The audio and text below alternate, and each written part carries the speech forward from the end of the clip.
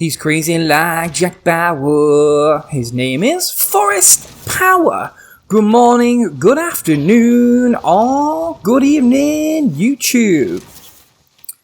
Throughout my childhood, I had a notion that the all-powerful, omniscient ruler of our universe used to sit on top of the clouds, sporting a long flowing white beard, and watched over our planet with a keen eye. I now realise that this sounds very much like Christopher Lee in Lord of the Rings. The truth is, though, that no one knows what God looks like, and the very idea of his existence is something that mankind has debated for thousands of years. But what is not disputable is the fact that humanity now, in the 21st century, wields more medical and scientific power than ever before.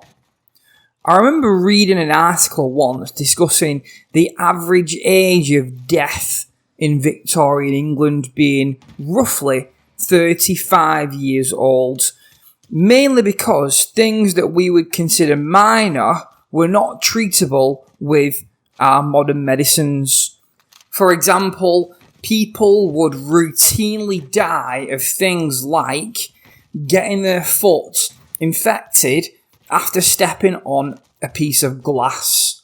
And it's crazy to think how far we have voyaged in 200 years.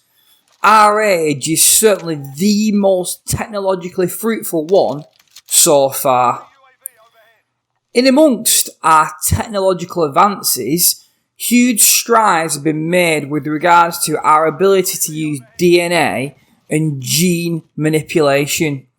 In the 90s, for example, scientists cloned Dolly the sheep, which marked the first time that a large animal had been created in such a way.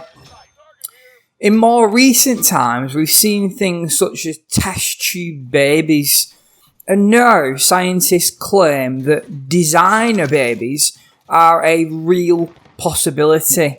The ability to be able to customise your potential offspring to have the eye colour and hair colour of your choosing. If life didn't already feel like a video game, this sounds like it's straight from the designer custom character menu. Yet, should we be doing these things? Is it right? Is it justified? Is it morally sound for humanity to fiddle with nature in this manner? On the one hand, it's fantastic to think that scientists are now able to correct people's eyesight with things like laser technology.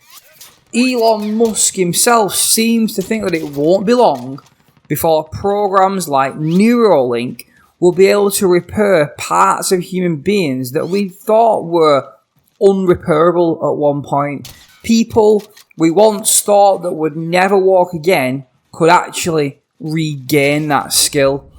And it does make me think about all the good that we could do for people like soldiers that have suffered life-changing injuries in the act of defending free people.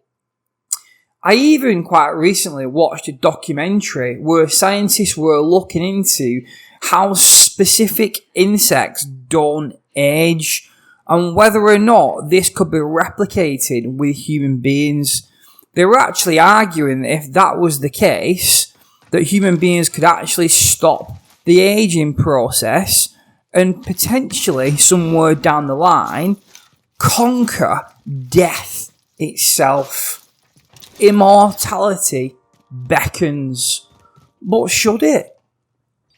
As an English teacher, I've read Frankenstein quite a bit, and one of the overarching messages that novel teaches is about humanity's capacity to mess with nature. we shouldn't really do it. Now, I'm not sure whether this view is dated at this point.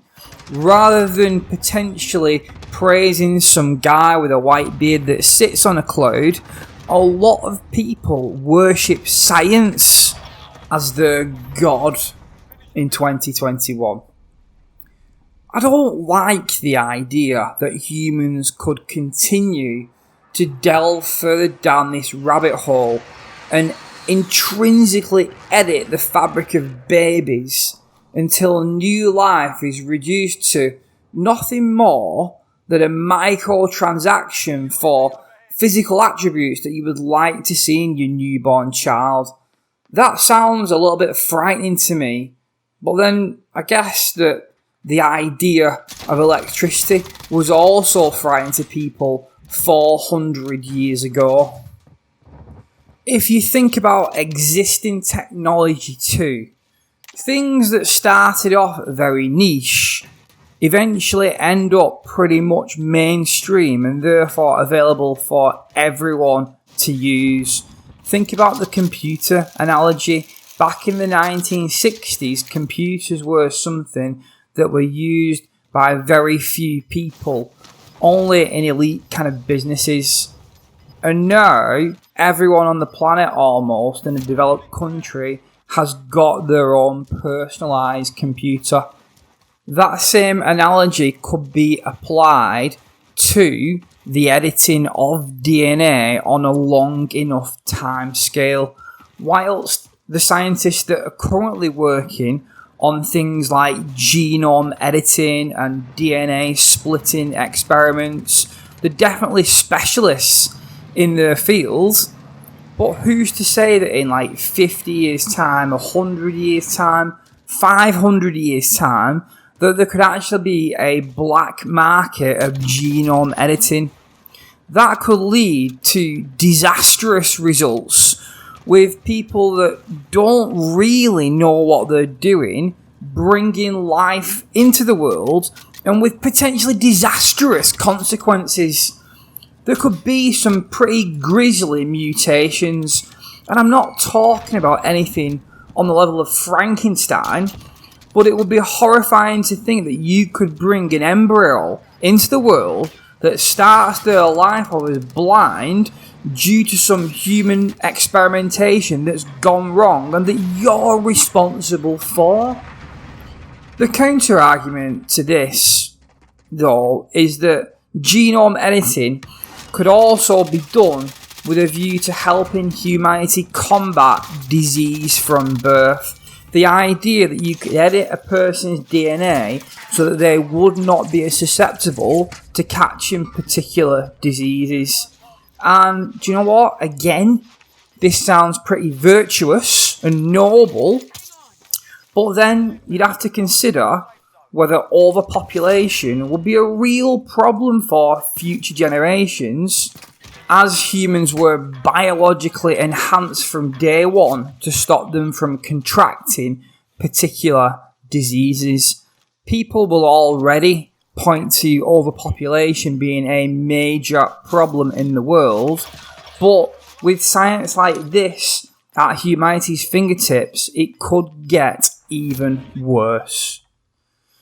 There are so many implications to think about this topic from both a moral standpoint, but also a basic physical standpoint, that it becomes crazily complex. And when I think about it, really, the only thing that actually matters is your own opinion, because there's just too many compelling arguments for editing DNA and compelling arguments against editing it. So, what do you think about this topic? Do you think that human beings should be allowed to play God, essentially, clone things, manipulate genes and DNA, or do you think that it's reprehensible and we should not be allowed to do it? Guys, please let me know your views on this topic, because I'm really interested to find out what you have to say about it. Drop me a comment below and tell me where you think the line should be drawn when it comes to meddling with issues such as experimentation in this manner. If you made it this far, guys, once again, thank you for watching this video and putting up with me. Drop a like if you have enjoyed today's debates. As always, I'm Forest Power, and this has definitely been emotional.